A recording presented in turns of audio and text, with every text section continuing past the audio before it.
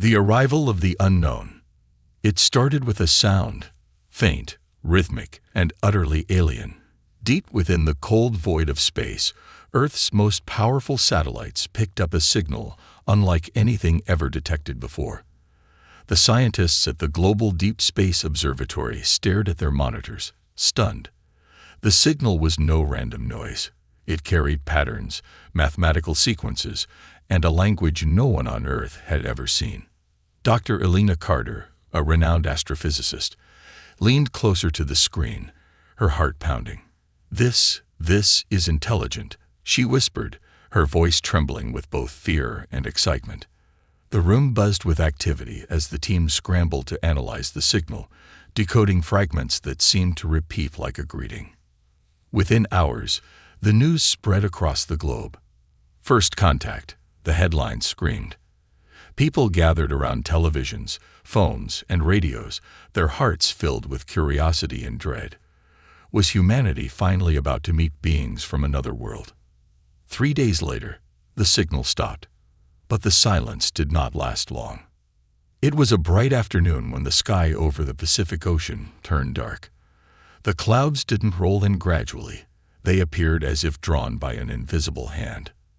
Then came the light, a soft, pulsating glow that lit up the heavens like a second sun. All eyes turned skyward as the light grew brighter, sharper, until the outlines of massive silver structures emerged. "They're here," someone whispered, and the words echoed in millions of homes across the planet. The ships were enormous, larger than anything humanity had ever imagined. They floated silently, their sleek surfaces reflecting the sunlight like mirrors. There were no visible weapons, no signs of aggression, only an overwhelming sense of purpose. The world's governments scrambled to respond. In Washington, Moscow, Beijing, and London, leaders debated whether to prepare for war or attempt communication. Military bases worldwide went on high alert, their missiles and jets ready for the worst. The aliens, however, made the first move. In a coordinated broadcast that interrupted every screen on Earth, a figure appeared. It was humanoid but distinctly otherworldly, tall with skin that shimmered like liquid silver and eyes that glowed faintly blue. Its voice, calm and melodic, spoke directly into the minds of every human being. "We are the envoys of harmony," it said. "We come in peace, bearing the gift of enlightenment and unity. We mean no harm."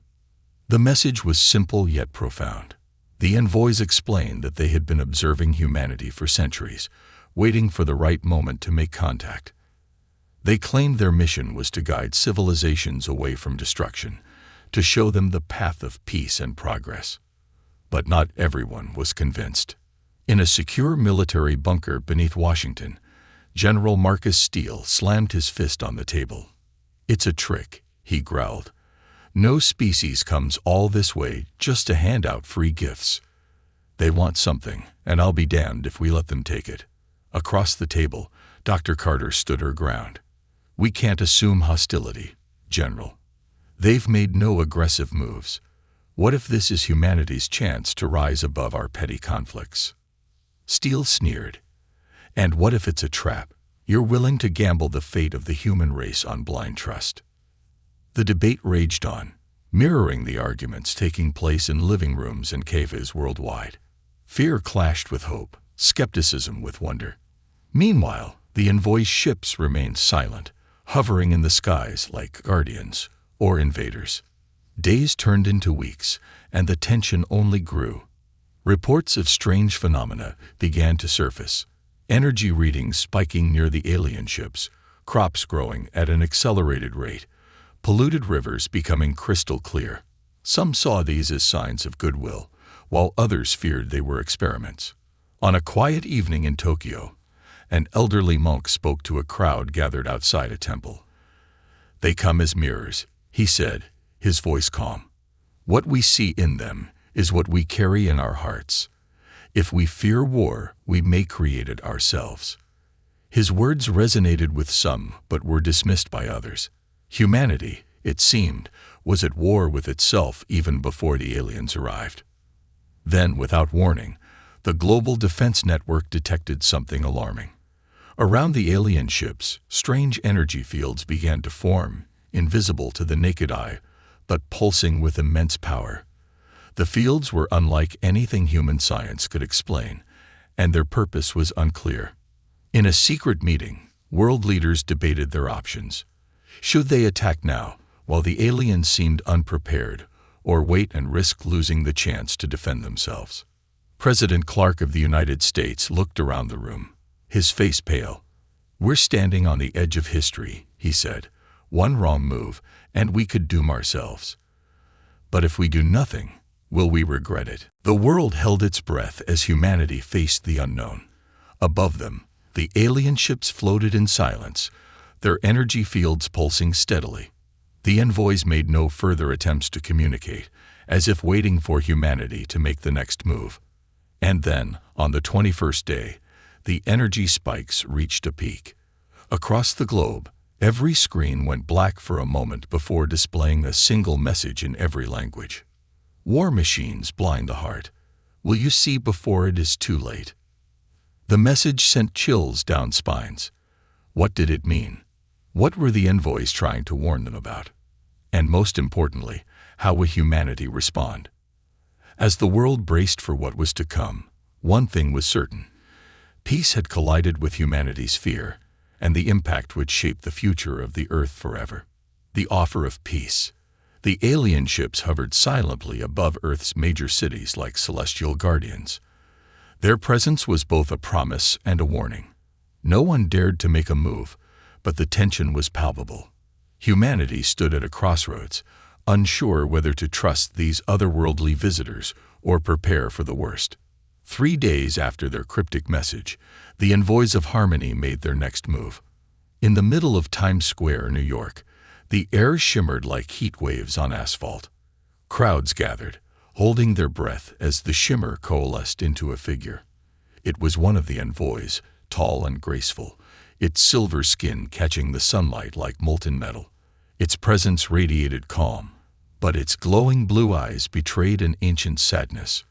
When it spoke, it wasn't through sound but through thought. Each person heard the words as if they were whispered directly into their minds. "Humanity," the envoy began, its voice resonating with a timeless wisdom. "We have watched you for eons.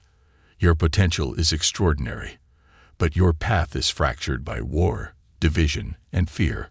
We offer you another way, a way of peace."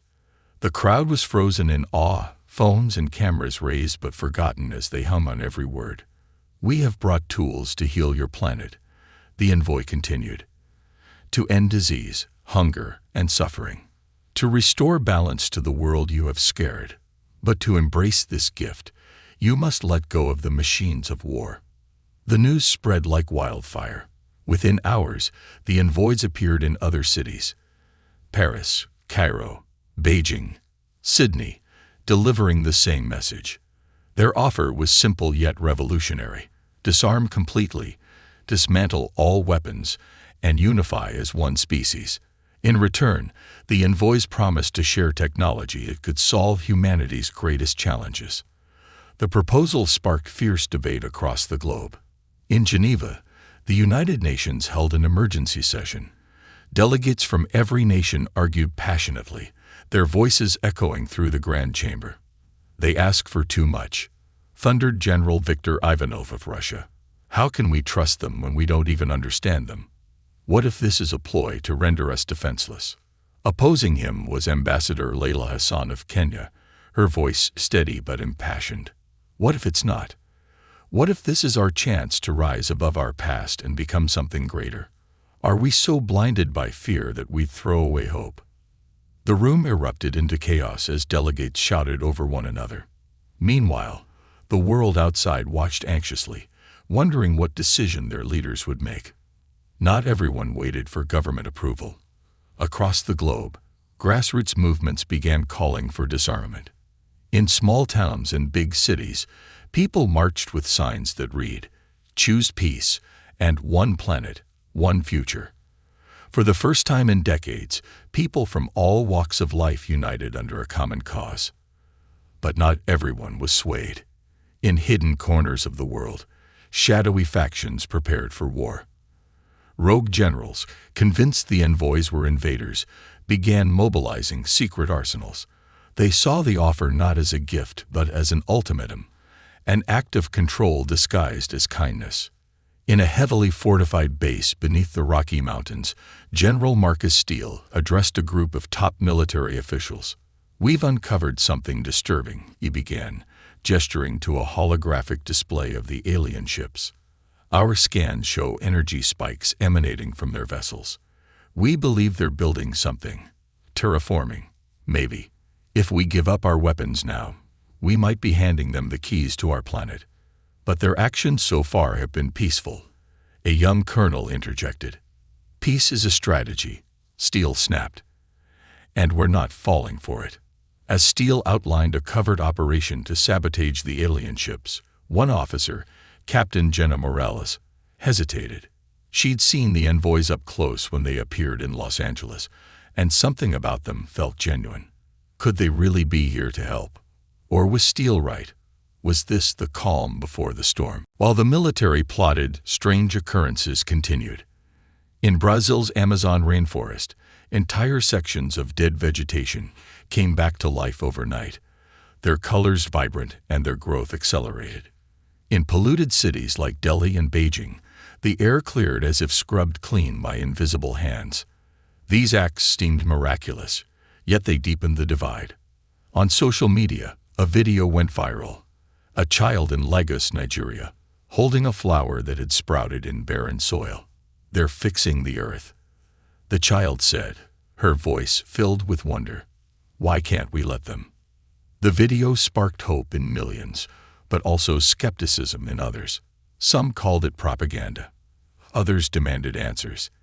If the envoys had the power to heal, why had they waited so long to act? As the world debated, the envoys made no further moves.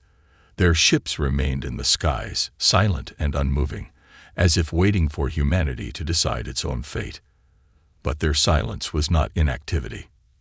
In Antarctica, a team of scientists discovered an alien artifact buried beneath the ice. The artifact emitted a low hum, and its surface was covered in the same symbols as the envoys' messages. When activated, it projected a holographic image of the Earth, surrounded by tiny dots of light. Other planets, perhaps. And then, ominously, the lights began to dim one by one. Dr. Carter, now leading the investigation, stared at the projection with growing unease. "I think they're trying to show us something," she said. "A warning." The world teetered on the edge of history. Would humanity embrace the envoys' offer of peace, or would fear drive them to war? The choice was clear, but the path was not. And as night fell over Earth, the alien ships pulsed softly in the darkness, their energy fields growing stronger. The question lingered in every mind. What would happen if humanity said no? Humanity's defiance. The decision to trust or defy the envoys split humanity in two. While some nations cautiously began dismantling their weapons, others doubled down on military production, convinced the offer of peace was a ruse. The tension in the air was electric, and as the days stretched into weeks, the envoys' silence became unbearable. In a secret underground facility in Arizona, General Marcus Steele prepared for what he called Operation Genesis.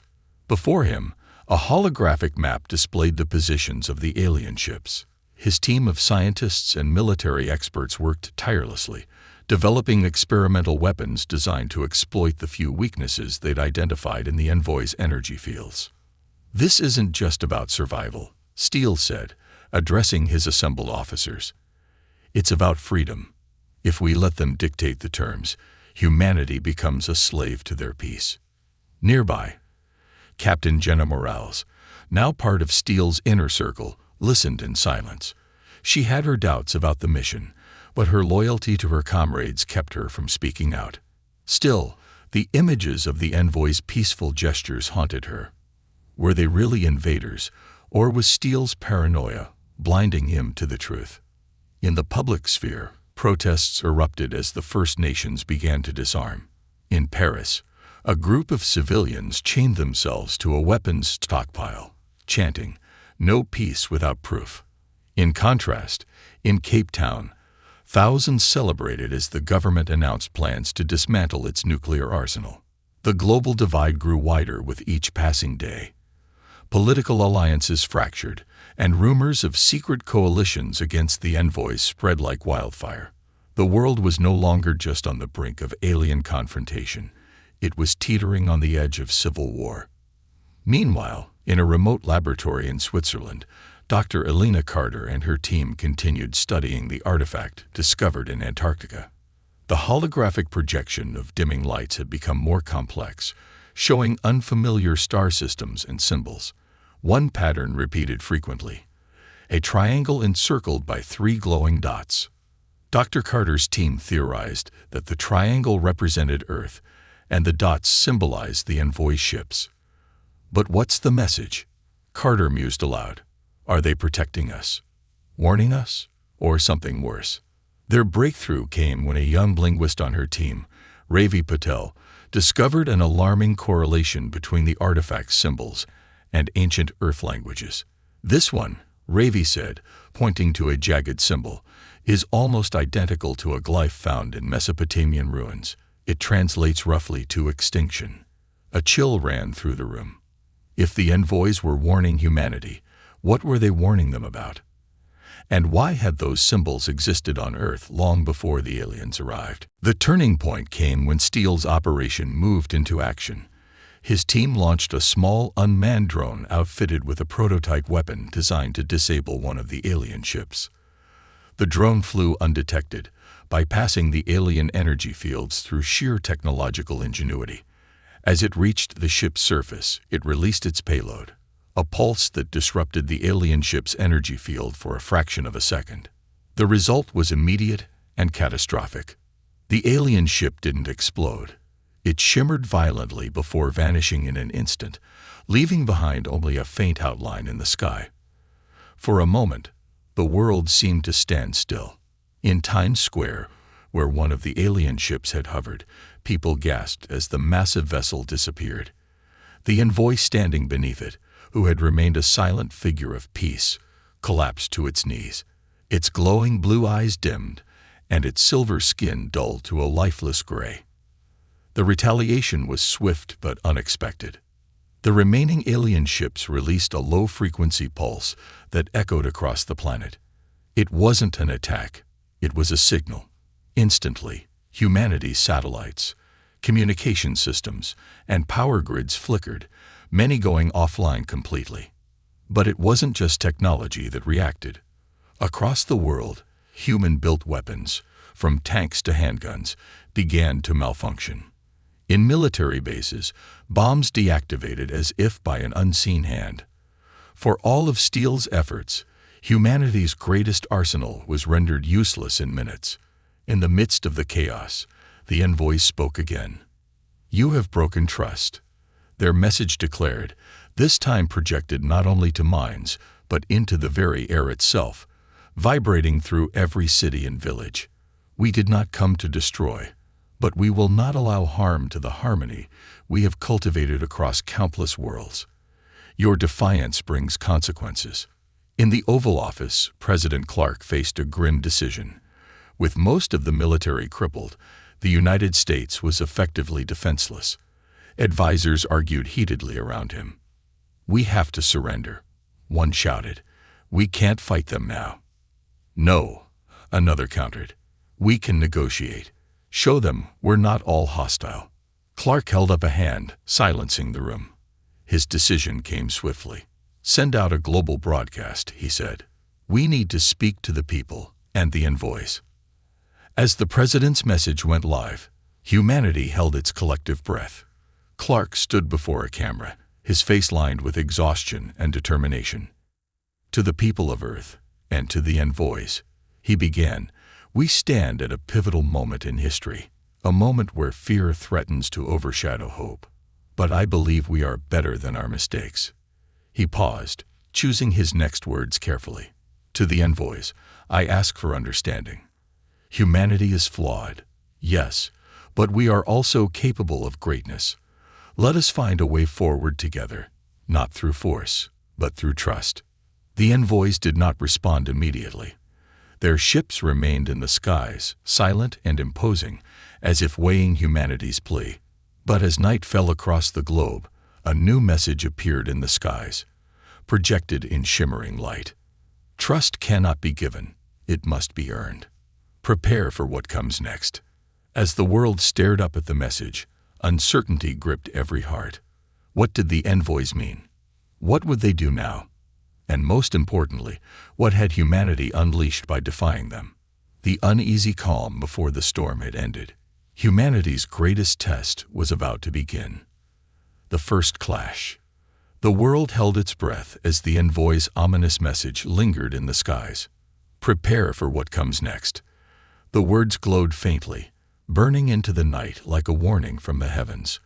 Across cities and countrysides, humanity waited, unsure whether salvation or destruction would follow. The next morning, the skies changed. Above every major city on Earth, the alien ships began to pulse with energy, their silvery surfaces rippling like water disturbed by an unseen current. At first, the effect was mesmerizing, but soon it became terrifying. A soft, harmonic hum vibrated through the air, causing glass to shatter, electronics to flicker, and humans to feel an inexplicable pressure in their chests. Then, the skies cracked. The crack wasn't literal, but it might as well have been. A wave of energy surged from each alien vessel, spreading across the globe in an instant. The energy wasn't destructive in the traditional sense. It didn't tear buildings apart or set the Earth ablaze. Instead, it targeted humanity's most cherished tools of conflict: weapons. In a secure base deep beneath the Nevada desert, General Steele stood speechless as his team's arsenal, the pride of Earth's military might, was rendered inert. Missiles disarmed themselves mid-flight, their trajectories frozen like toy models in a child's hands. Tanks ground to a halt, their circuits fried. Even firearms malfunctioned, their triggers locking and ammunition disintegrating into dust. Across the world, militaries watched in disbelief as centuries of technology became useless relics in an instant. "It's not possible," Steele whispered, his voice trembling with equal parts rage and fear. "They've taken everything from us." But it wasn't everything. In the midst of the chaos, humanity's greatest strength, its ingenuity, began to shine. Engineers, scientists, and hackers from every corner of the globe scrambled to understand the envoy's energy pulse. Dr. Elena Carter's team, working alongside the brightest minds, identified the pulse as a sophisticated form of electromagnetic manipulation. The envoys hadn't destroyed humanity's weapons. They'd simply reprogrammed them. This revelation sparked hope in some and desperation in others.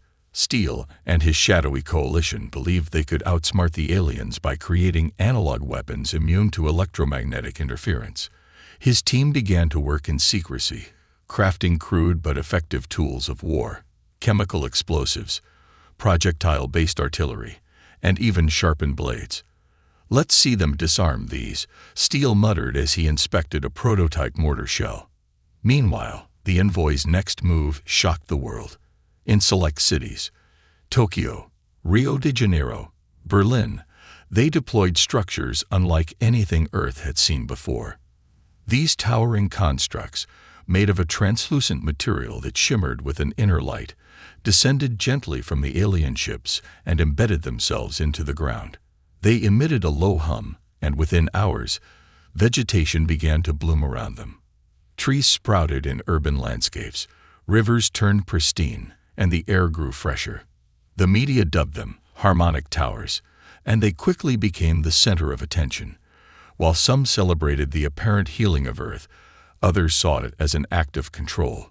Steele's intelligence team intercepted a critical transmission from one of the towers, confirming their worst fears. The towers were terraforming devices. The envoys weren't just healing Earth, they were reshaping it to their own specifications. In the ruins of a New York City military base, Captain Jenna Morales stood among her disarmed soldiers, staring at one of the towers in the distance. She had heard Steele's warnings, but the sight before her confused her deeply.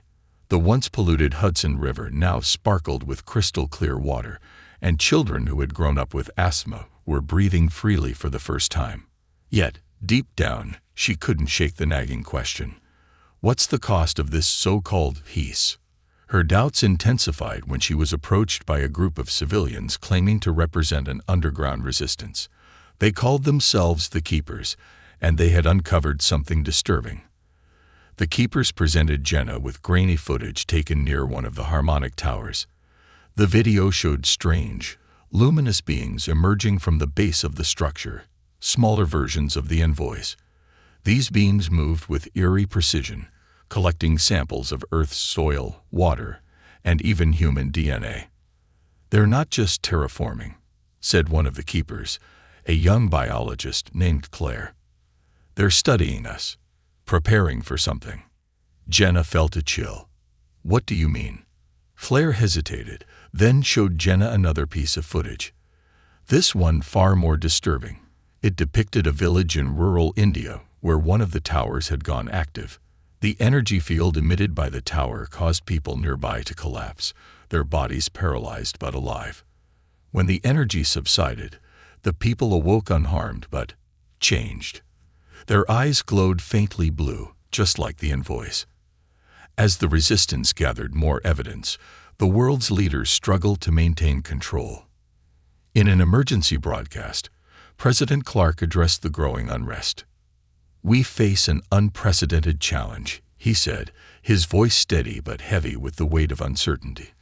"The envoys claim to bring peace, but peace without freedom is not peace at all. We must unite, not just as nations, but as a species, to determine our own destiny." His words inspired hope in some and fear in others. Protests erupted worldwide, with some demanding full cooperation with the envoys while others called for resistance at all costs. The breaking point came when Steele's team completed their first analog weapon test. In a hidden base in Eastern Europe, they launched a crude ballistic missile at one of the harmonic towers. The weapon struck true, shattering the tower into millions of shards. But the victory was short-lived. The destruction of the tower triggered a response from the envoys unlike anything humanity had seen. The skies turned dark, and the alien ships began to shift. Their sleek, silvery forms reshaped into jagged, angular designs, their energy fields intensifying. The envoys broadcast a single, chilling message across the globe. "You have chosen violence. Now you will witness its consequences." As the alien ships began to descend, humanity braced for the first true clash. The question was no longer whether to trust the envoys, but whether humanity could survive what was coming next.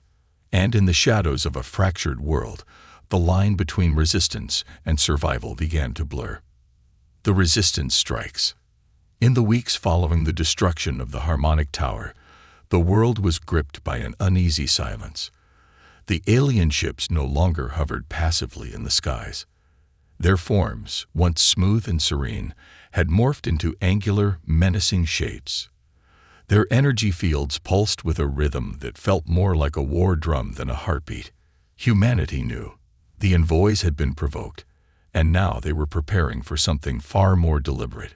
Deep beneath the Swiss Alps, in a cavernous hideout carved into the rock, the Keepers, a growing resistance group, worked in secret.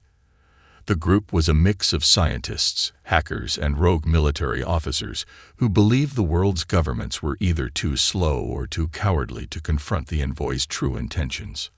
Jenna Morales, once loyal to General Steele, now stood among them, reviewing footage of the harmonic towers. Her doubts had solidified into conviction after witnessing the eerie transformations in those who had fallen under the tower's energy fields. "They're not just terraforming," Jenna said to the room. Her voice was steady, but her hands gripped the edge of the table tightly. "They're altering us, conditioning us. They want to remake humanity in their image." Claire, the biologist who had first shown her the footage, nodded gravely. "If they succeed, we won't just lose our planet. We'll lose who we are." The resistance had no illusions about their odds. With Earth's most advanced weaponry disabled, they relied on ingenuity, guerrilla tactics, and the faint hope that the envoys had weaknesses. Their plan was bold, if not desperate: infiltrate a harmonic tower and disable it from within. They hoped to uncover the envoys' true purpose and find a way to turn their own technology against them.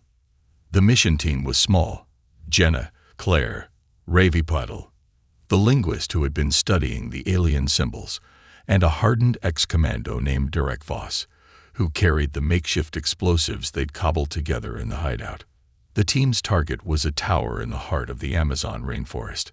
Unlike the ones in urban areas, this tower was surrounded by dense foliage and had been left relatively unguarded. The group arrived under the cover of night, navigating through the jungle with infrared goggles and handheld EMP disruptors to counter the tower's energy field. As they drew closer, the air grew heavy, charged with a static hum that seemed to vibrate in their bones. The tower loomed ahead, its translucent surface glowing faintly, casting eerie shadows through the trees. "Stay focused," Jenna whispered, her voice barely audible over the hum. "We get in, plant the charges, and extract. No heroics." But as they approached the base of the tower, Ravi noticed something strange. "Wait," he said, pointing to the shimmering surface. "These symbols, they're changing." The others paused to look. The alien glyphs etched into the tower's base were indeed shifting, rearranging themselves in real time. Ravi's face went pale. "It's responding to us.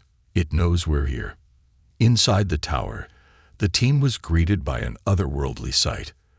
The walls glowed with liquid light, and the air was thick with a scent they couldn't describe, something like ozone mixed with flowers. Strange, luminescent vines twisted through the structure, pulsating in rhythm with the tower's hum. "This isn't just a machine," Claire murmured, awestruck. "It's alive." Jenna shook her head. "It doesn't matter what it is. We're taking it down."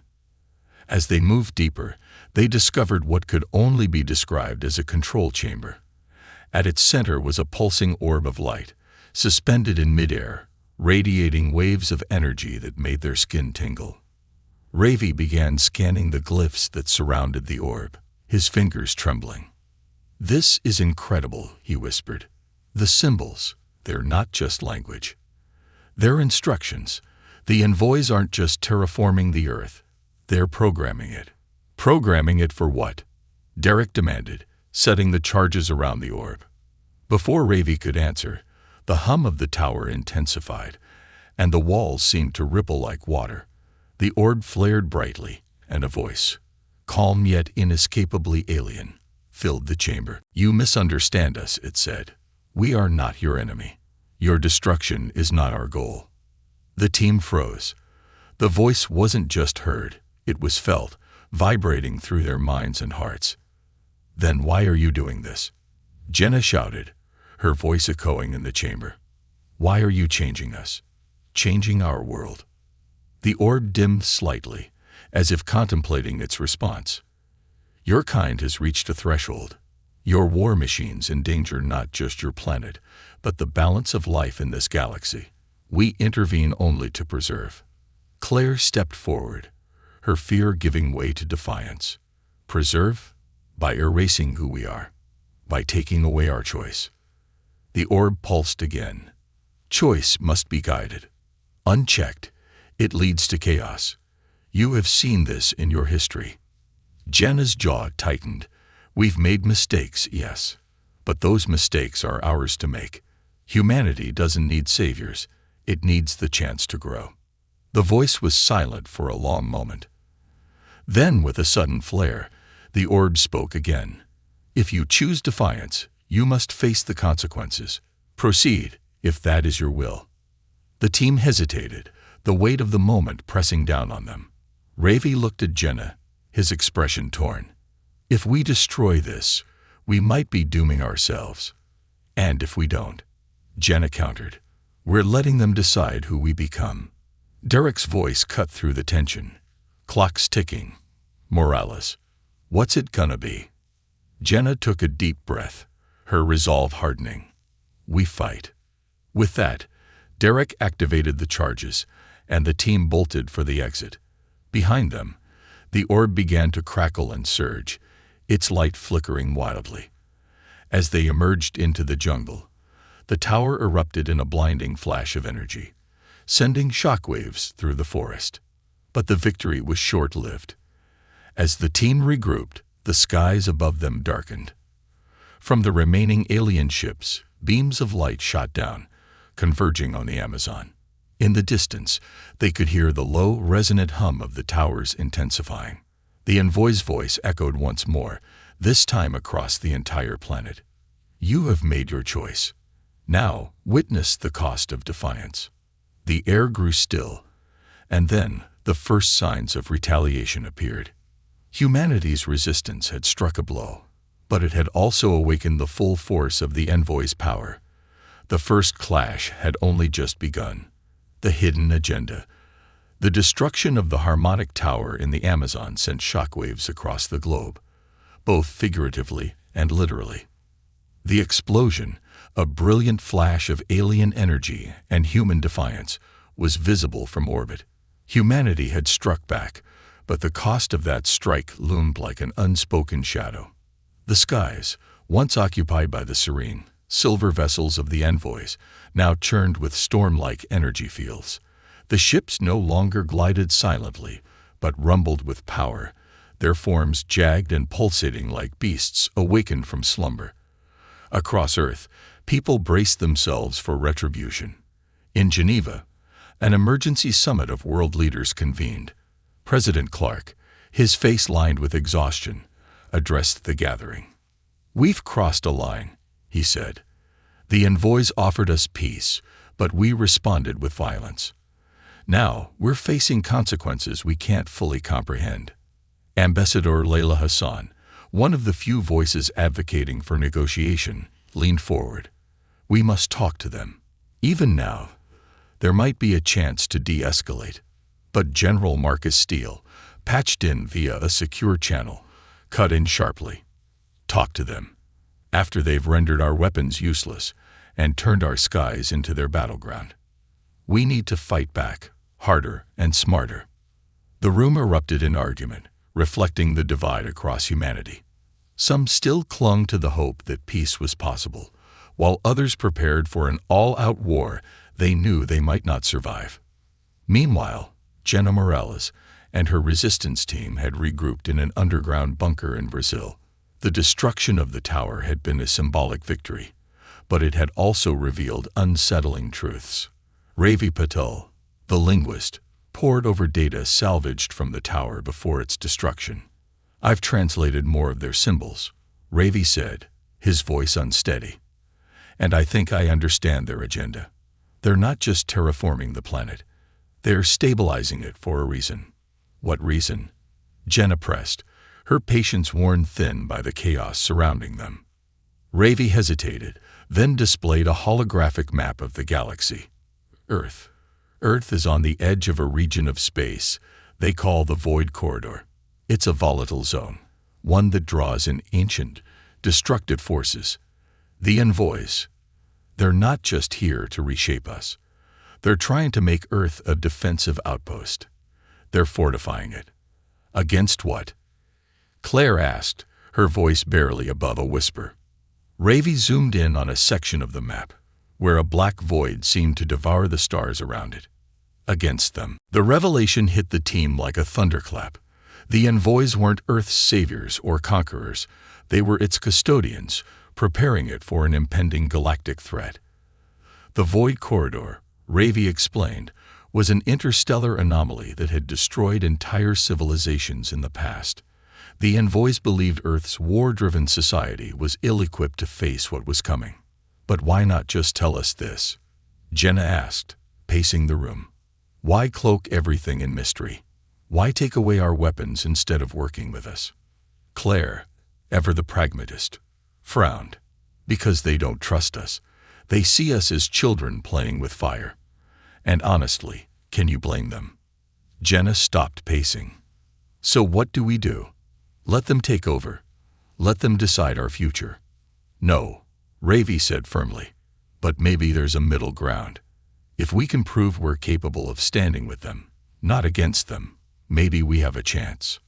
Elsewhere, humanity's darker instincts were still at play.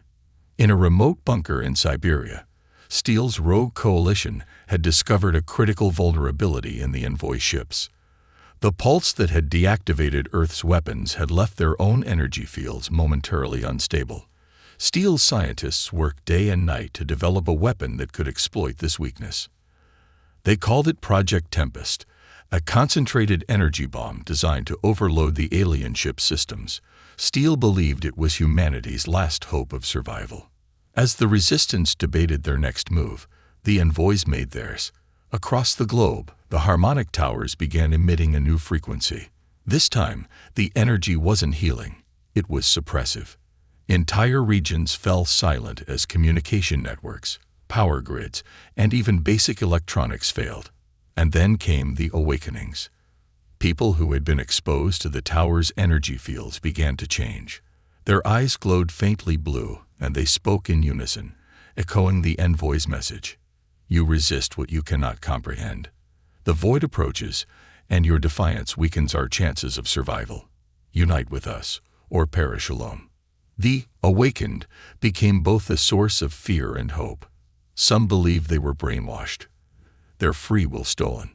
Others saw them as proof that the envoy's intentions were genuine. Either way, the divide among humanity deepened.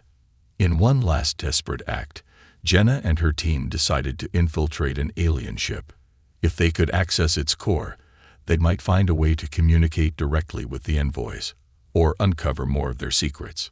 Using stolen envoy tech, the team managed to board one of the smaller vessels. Inside, they found themselves in a labyrinth of glowing corridors, where walls pulsed with an organic light, and strange, fluid-like symbols flowed across surfaces. At the ship's core, they discovered something unexpected. A chamber filled with thousands of stasis pods, each containing a humanoid figure. They're preserving them, Claire said, her voice trembling. From other planets, other species. This isn't just about Earth. It's about something bigger. Before they could process what they'd seen, the ship's internal defenses activated. A voice, calm yet commanding, echoed through the chamber. You have seen too much. Leave now, or face the consequences. But Jenna stood her ground. We're not leaving. If you want us to trust you, then show us everything. Tell us the truth about what's coming. For the first time, the envoy's voice wavered. You do not understand. The void is already here. The chamber's walls shifted, revealing a projection of space outside the solar system. A black, swirling mass moved toward Earth, devouring stars as it came. The truth was undeniable. Humanity wasn't just fighting for its autonomy. It was fighting for its survival against an ancient, unstoppable force. The envoys weren't Earth's masters or its saviors. They were its last line of defense. And now, humanity had to decide whether to stand with them or face the darkness alone. Humanity's choice. The projection in the alien ship's core chamber sent chills through Jenna Morales and her team. The void, a swirling black mass of entropy and destruction, moved inexorably toward Earth, devouring everything in its path. Stars blinked out as if snuffed by an unseen hand, and even the vastness of space seemed to shrink before its consuming presence. For a moment, silence filled the chamber. Then the envoys spoke. We have faced the void before, the voice said, softer now, almost mournful. We survived, but at great cost. Entire worlds were lost. Your planet stands at the edge of oblivion, and your defiance weakens our ability to protect it. The message from the envoys rippled across humanity as Jenna and her team broadcast their findings to the world. People watched the footage of the void, its terrifying approach undeniable. The debate over the envoys' motives shifted. This wasn't just about alien interference or sovereignty anymore. It was about survival. In Washington, President Clark addressed the world in a historic speech. He stood in front of a holographic projection of Earth, encircled by the looming threat of the void. Today, we stand at the precipice of destruction, he began, his voice resolute. "For months, we have questioned the envoy's intentions. We've feared their power, doubted their words, and resisted their actions. But now we face a truth that cannot be ignored. The void is real, and it's coming for all of us." He paused, letting the gravity of his words settle. "We must make a choice. Do we stand alone, clinging to mistrust and fear? Or do we rise above our divisions, uniting with the envoys to face a threat far greater than ourselves?" While some leaders and nations rallied behind the call for unity, others balked. General Steele, now the figurehead of the resistance, broadcast his own message from his Siberian bunker. "The void may be real, but we cannot trust the envoys to decide our fate," he declared. "Their peace is slavery, their aid a leash. If humanity is to face extinction, we will do so on our terms, not as pawns in an alien agenda." Steele's coalition prepared for a final stand, launching Project Tempest, the experimental energy bomb designed to disrupt the alien ships. Their plan: to force the envoys into full retreat and reclaim Earth's autonomy, even in the face of the void. Jenna and her team, now fractured by the revelation, faced their own choice. Claire argued for cooperation with the envoys, believing their intentions were genuine. Ravi hesitated, torn between his fear of the void and his mistrust of the aliens. Derek, ever the pragmatist, leaned toward Steele's plan, convinced that humanity needed to retain its independence at all costs. Jenna, however, saw a third path. "We don't have to choose between submission and defiance," she said, her voice steady but urgent. "The envoys think we're reckless, but we've shown them something they didn't expect: ingenuity, resilience, and the will to fight for our future. We can stand with them, but on our terms." Jenna's plan was bold, and it required a dangerous gamble. Using stolen envoy technology, her team would hijack one of the alien ships and reprogram its systems to amplify humanity's ingenuity. If successful, they could create a hybrid defense, a fusion of human creativity and alien technology. The mission began under the cover of darkness, with the team infiltrating an envoy ship above Johannesburg. The ship's organic corridors pulsed with alien energy as the team navigated its maze-like interior. Ravi worked furiously to decrypt the ship's systems, while Claire monitored the strange, living walls for signs of hostility. When they reached the ship's core, they encountered an envoy projection. It appeared as a shimmering humanoid figure, its glowing eyes filled with something akin to sorrow.